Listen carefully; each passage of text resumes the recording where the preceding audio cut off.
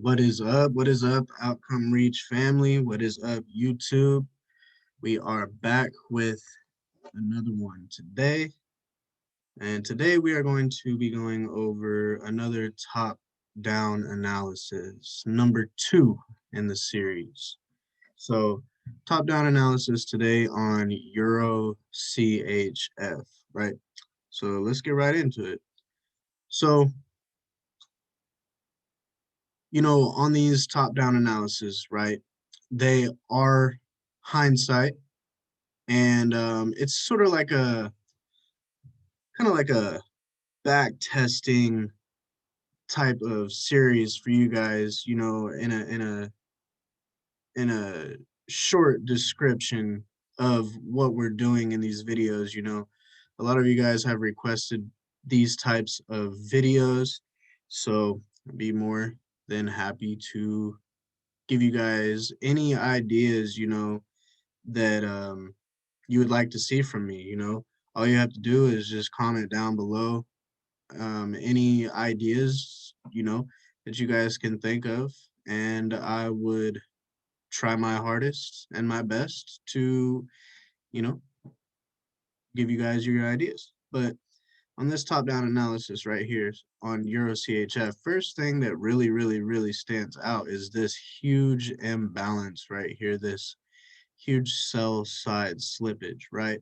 So one thing that we need to take into consideration is this is gonna get filled at some point. Maybe not right away. Price doesn't just come back down here and go back up like this. We are on the monthly time frame. So as you see, it did take some time, about a year and a half, almost 2 years. Actually, 2 year, 15, 3 years, actually, 3 years. Took 3 years to come back up here and fill this imbalance, and price had rejected and came back down basically another 2 years later. But look at where this last down candle is before price had gone up, right? Right in this area. Whoops. Right in this area right here. Okay, so we had gotten a rejection, a month's worth of, 2 months, but then we started buying and showing that bullishness in this month right here on May 1st in 2020, right? So understand that this imbalance got filled. We are still in a pullback, right? We were bullish from this moment here when price had broken structure right here. So let's drop down to the weekly. Now you can see, look, from this area here where there was that rejection from that monthly area, you see there's 3 strong weeks of buying. This should give you a great indication. 400 pips in 3 weeks should give you a great indication of where price might want to continue to go after, certain retracements and things like that. So nothing really to catch my eye on this weekly time frame, but we go down to the daily, and we look right in here, right? So we have a bunch of choppiness. Price retraces, comes back here, still choppiness, and then look at this heavy push up, right? So we get this heavy push up, another push of strong money, just like a day ago right here. You can see there's a strong push up. Retail traders can't move price like that. Retail traders can't move, price like this, right? An accumulation of retail traders might be able to move price like this, but we can't move price like this, where there's those heavy impulses like this, like this, like this, like this, right? So we need to understand who's behind moves like this and where we can capitalize off of their moves, right? So if we look in this area, right, we have a break of structure right in this area. And not only in this area right here, but actually right up in here as well. So what do I like to do personally? What do I like to do?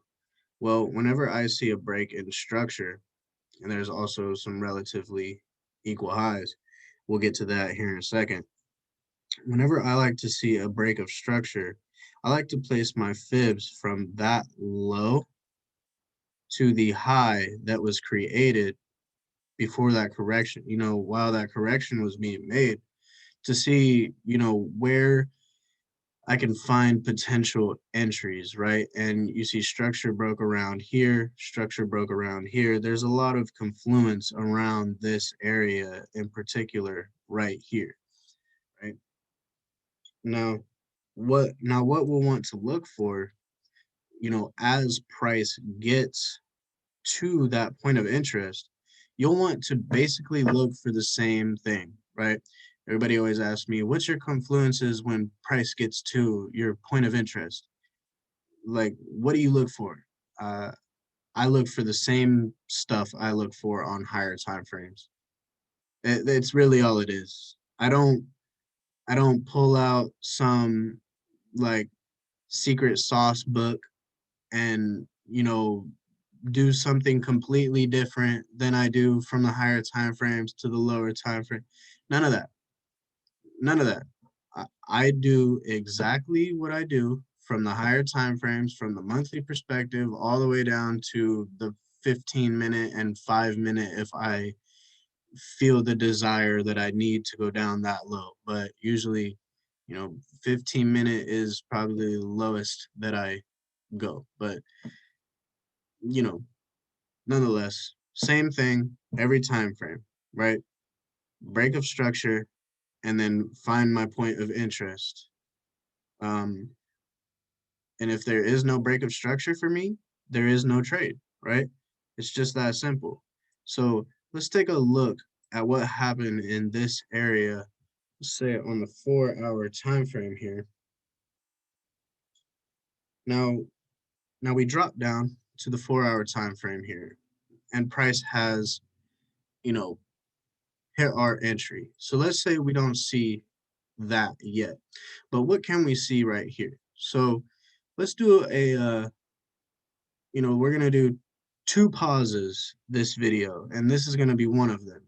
So I want you guys to pause for maybe 5-10 seconds and try and find the liquidity that is resting on this chart for yourself, right?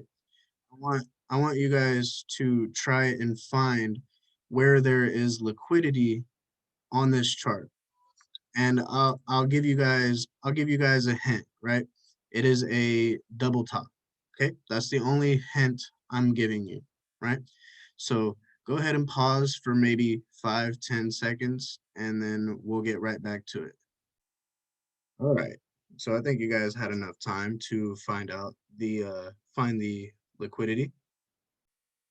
Okay.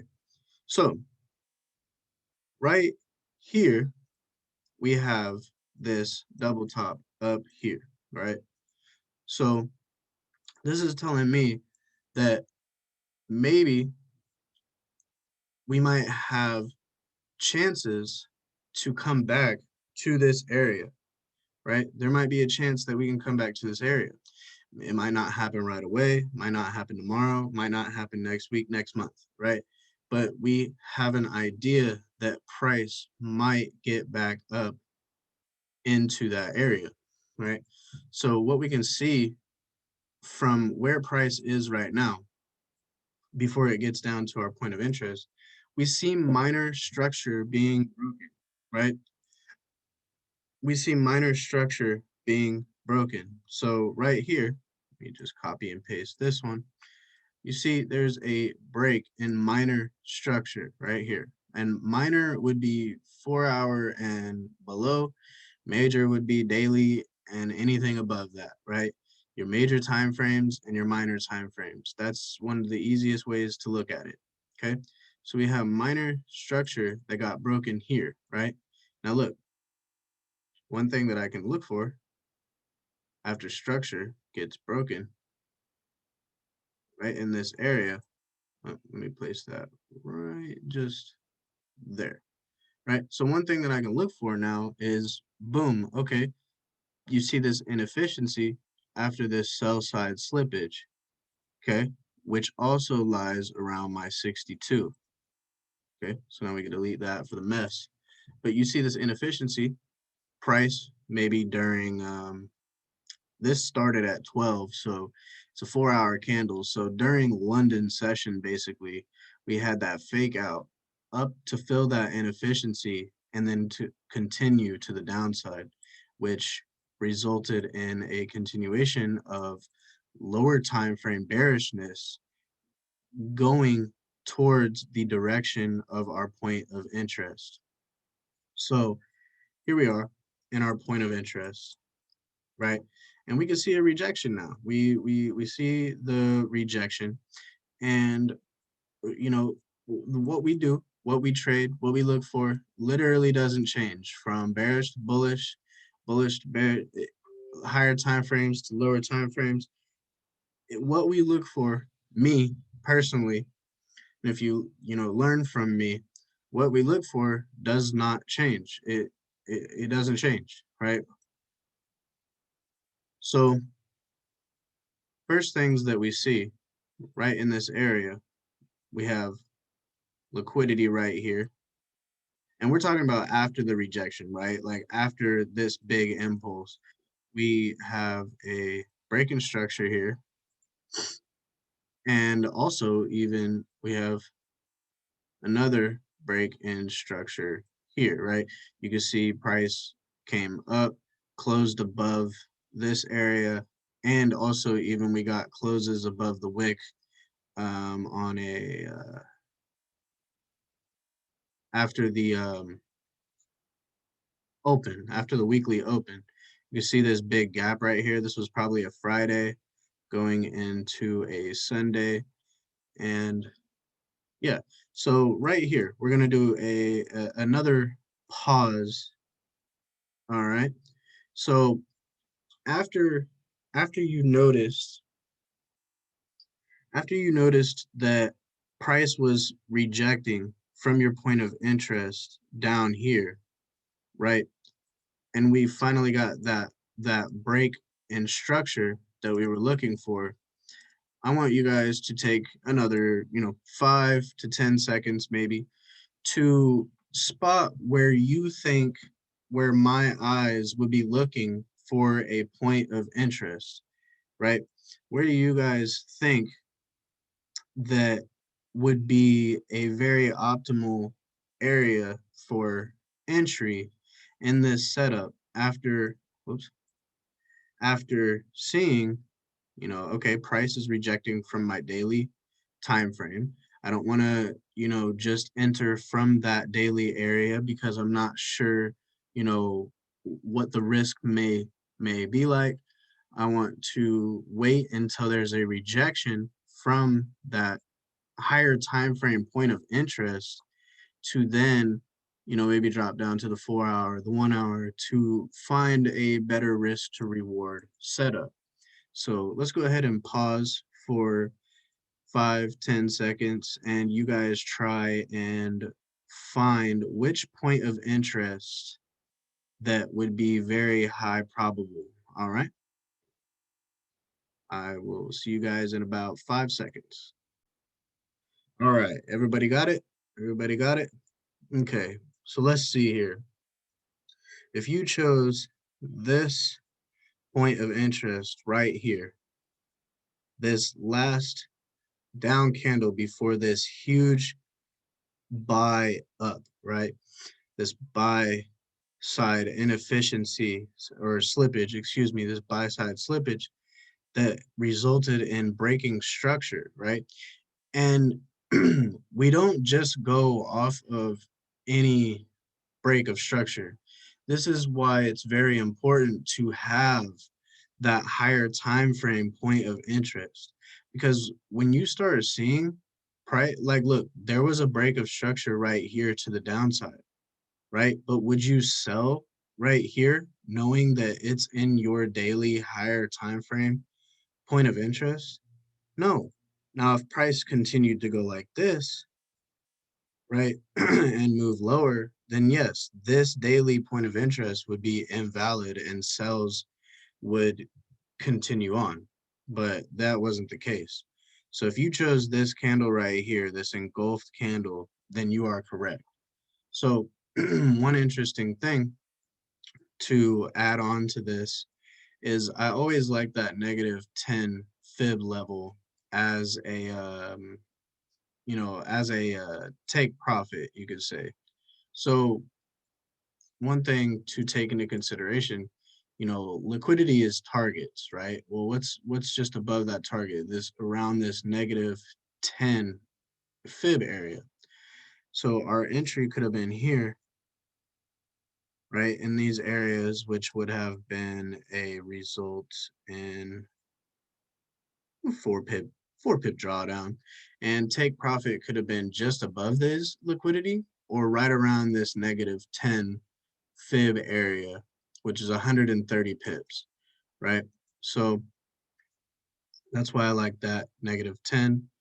And yeah, liquidity is targets. And that was the top-down analysis on Euro CHF. So if you guys got any value, any insight, give me a like, subscribe. Once again, drop a comment down below on any videos that you would like to see from me in the future. I appreciate, all the support that you guys give me. Every time you guys comment and say that you learned something from my videos, it means so much to me. So let's keep that energy going. And until next time, I wish you guys good luck trading and peace out.